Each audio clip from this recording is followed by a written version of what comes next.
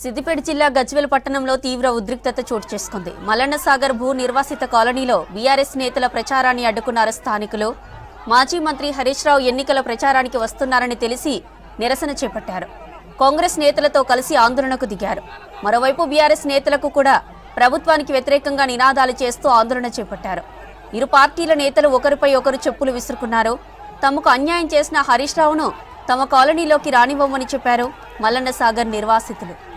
సిద్దిపేట జిల్లా గజ్వేల్ పట్టణంలో తీవ్ర ఉద్రిక్తత చోటు చేసుకుంది. మల్లన్న సాగర్ భూ నిర్వాసిత కాలనీలో బీఆర్ఎస్ నేతల ప్రచారాన్ని అడ్డుకున్నారు స్థానికులు. మాజీ మంత్రి హరీష్ రావు ఎన్నికల ప్రచారానికి వస్తున్నారని తెలిసి నిరసన చేపట్టారు. కాంగ్రెస్ నేతలతో కలిసి ఆందోళనకు దిగారు. ఇక మరోవైపు బీఆర్ఎస్ నేతలకు కూడా ప్రభుత్వానికి వ్యతిరేకంగా నినాదాలు చేస్తూ ఆందోళన చేపట్టారు. ఇరు పార్టీల నేతలు ఒకరిపై ఒకరు చెప్పులు విసురుకున్నారు. తమకు అన్యాయం చేసిన హరీష్ రావును తమ కాలనీలోకి రానివ్వమని చెప్పారు మల్లన్న సాగర్ నిర్వాసితులు.